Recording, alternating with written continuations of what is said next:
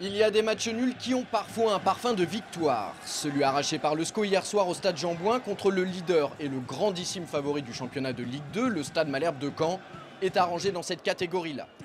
Mené 2-1, un peu plus de 20 minutes de la fin de la rencontre, les Angevins sont parvenus à refaire leur retard en l'espace d'un quart d'heure.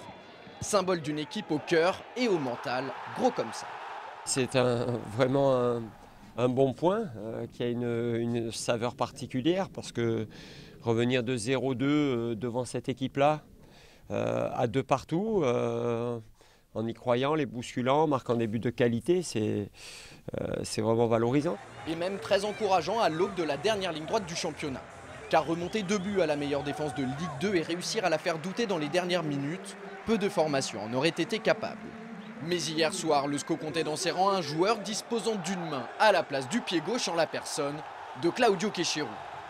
Grâce à 2 coups francs, le premier repris victorieusement de la tête par Thomas Mieniel et le second qui s'est logé dans la lucarne d'un Thébault impuissant, l'attaquant roumain a fait plier à lui tout seul l'équipe entraînée par Franck Dumas.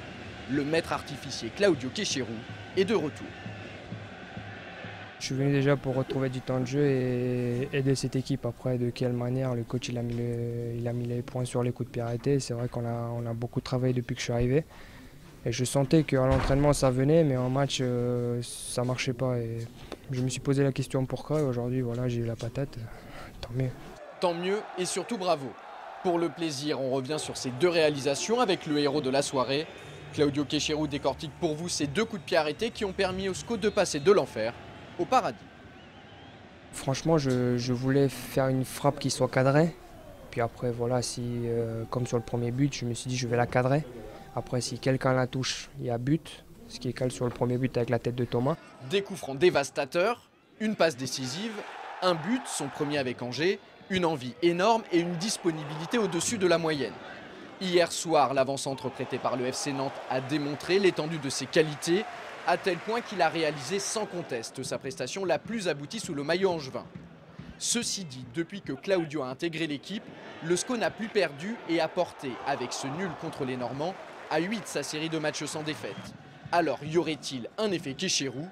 On a posé la question au principal intéressé. Voici sa réponse. Je ne vais pas parler des faits, je vais juste souligner que l'équipe était déjà dans une très bonne forme quand je suis arrivé. Puis après, voilà, je me suis juste rajouté à cette équipe qui était déjà bien. Et voilà, j'ai essayé de donner le meilleur de moi-même et m'adapter à mes coéquipiers pour être bon et pour que l'équipe soit meilleure. Et c'est le cas puisque le SCO est passé de la 11e à la 4e place depuis que Claudio Quechero joue. Grâce à ce nul, le SCO reprend 1 point sur Metz, 3e. Les Angevins ne comptent plus que 4 longueurs de retard sur les Lorrains. De quoi songer à la Ligue 1. Vous allez voir, cette fois-ci, Jean-Louis Garcia n'occulte pas le sujet. Comment penser qu'une équipe qui est 4e, elle n'envisage pas en étant compétiteur d'éventuellement finir 3e? Je ne sais pas si c'est une question vraiment... Bon, ouais, donc ouais, éventuellement on va y penser. Comment on prépare les matchs pour les gagner? Si éventuellement on en gagne plus que l'on en perd, on risque effectivement de se rapprocher de cette 3e place.